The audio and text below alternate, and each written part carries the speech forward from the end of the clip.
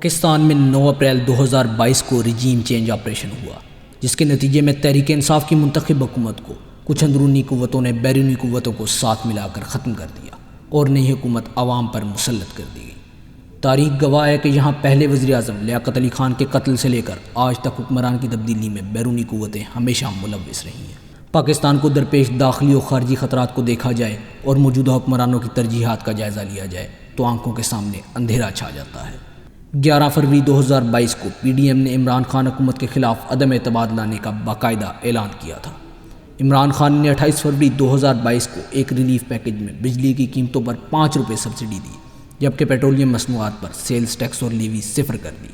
سال 2023 کے بجٹ کے مطابق اس پیکج پر کل 286 ارب روپے خرچ کیے گئے۔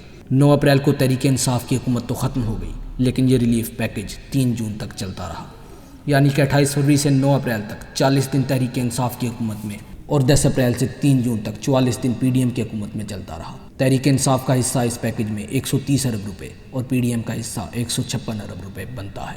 یہ پیکج آئی ایم ایف کے 6 ریویو کے منافی تھا، اس وجہ سے آئی ایم ایف نے 7واں اور 8واں ریویو مؤخر کر دیا۔ حکومت بدلی تو اس کے بعد وزیر خزانہ مفتاح اسماعیل مقرر ہوئے۔ مفتاح اسماعیل کی کوششوں سے اور وزیر اعظم پیکج کو ختم کرنے کے بعد آئی ایم ایف اور حکومت کے مذاکرات تو کامیاب ہو گئے اور اگست میں پاکستان کو 1 ارب 15 کروڑ ڈالر کی قسط بھی مل گئی اور نواں ریویو نومبر میں ہونا طے تو پا گیا، لیکن پھر بھی 26 ستمبر 2023 کو مفتاح اسماعیل کو فارغ کر دیا گیا اور اسحاق ڈار ایئر فورس 1 طیارے پر لندن سے آ کر وزیر خزانہ اسلامی جمہوریہ پاکستان مقرر ہو گئے۔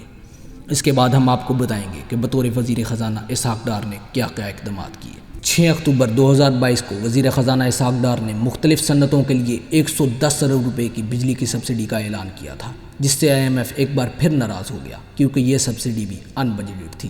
روپے کی قدر کو مصنوعی طریقے سے کنٹرول کرنے کی کوشش کی گئی، جس سے ایک تو درآمدات کا سارا نظام درہم برہم ہو گیا، دوسرا کرنسی مارکیٹ میں ایک گرے مارکیٹ وجود میں آئی، جہاں روپے کی قدر انٹر بینک سے 30-40 روپے تک کم ہو گئی تھی۔ اس کی وجہ سے جنوری تک بیرون ملک میں رہنے والے پاکستانیوں کی طرف سے آنے والے زر مبادلہ کی رقم میں 1.8 ارب ڈالر کی کمی واقع ہوئی۔ وزیر خزانہ بننے کے بعد اسحاق ڈار نے ایسا تاثر قائم کرنے کی کوشش کی کہ انہیں آئی ایم ایف کی قطعاً کوئی ضرورت نہیں۔ سیاسی فائدے کے لیے غیر سنجیدہ بیان دیے گئے، جس سے عدم اعتماد کی فضا پیدا ہوئی، اور اب تمام شرائط پوری کرنے کے بعد بھی آئی ایم ایف ڈیل کرنے سے گریزاں ہے۔ گزشتہ 1 برس کے دوران ڈالر کے مقابلے میں روپے کی قدر میں 100 روپے سے زیادہ کی کمی واقع ہوئی۔ پاکستان میں شرح سود میں 9.5% اضافہ ریکارڈ کیا گیا۔ پیٹرول اور ڈیزل کی قیمت میں تقریباً 150 روپے کا اضافہ ہوا اور ملک کے زر مبادلہ کے ذخائر 10.5 ارب ڈالر سے گر کر 4.2 ارب ڈالر رہ گئے۔ سب سے اہم بات یہ ہے کہ ملک میں مہنگائی کی شرح 12.7% سے بڑھ کر 35% تک جا پہنچی۔ حالیہ اعداد و شمار کا جائزہ لینے سے پتہ چلتا ہے کہ پاکستان کی معیشت پٹڑی سے اتر چکی ہے۔ اگر برآمدات کی بات کی جائے تو کووڈ کے بعد برآمدات میں عالمی سطح پر اضافہ ہوا، لیکن 2022 کی دوسری سہ ماہی کے قریب انڈیا اور بنگلہ دیش کے مقابلے میں پاکستان کی برآمدات میں کمی آئی اور اب یہ فرق 20% سے زیادہ ہے۔ پاکستان کے مرکزی بینک کے مطابق اپریل 2022 میں ملک کے پاس مجموعی طور پر 16.4 ارب ڈالر کے ذخائر موجود تھے، جن میں اسٹیٹ بینک کے پاس تقریباً 10.5 ارب ڈالر اور کمرشل بینکوں کے پاس 6 ارب ڈالر کے لگ بھگ ذخائر موجود تھے۔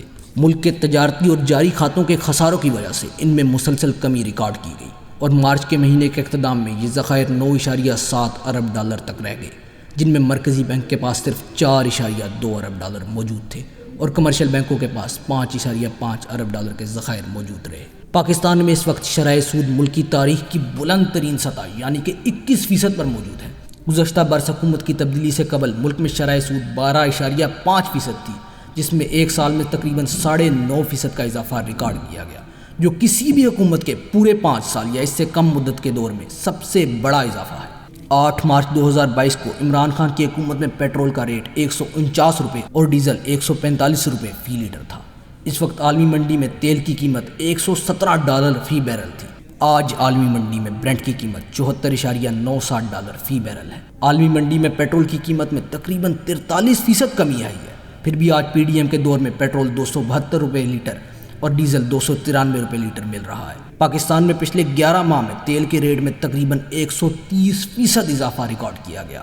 پاکستان میں موجودہ حکومت کے 1 سال میں روپے کی قدر میں ہونے والی کمی، تیل و پیٹرول کی قیمتوں اور شرح سود میں ہونے والے نمایاں اضافے اور درآمدات پر پابندی کا اثر پاکستان میں مہنگائی کے اضافے کی صورت میں نکلا ہے، جو ایک سال کی مدت میں 35% سے زائد ہو کر گزشتہ 5 عرصوں میں بلند ترین سطح پر جا پہنچی ہے۔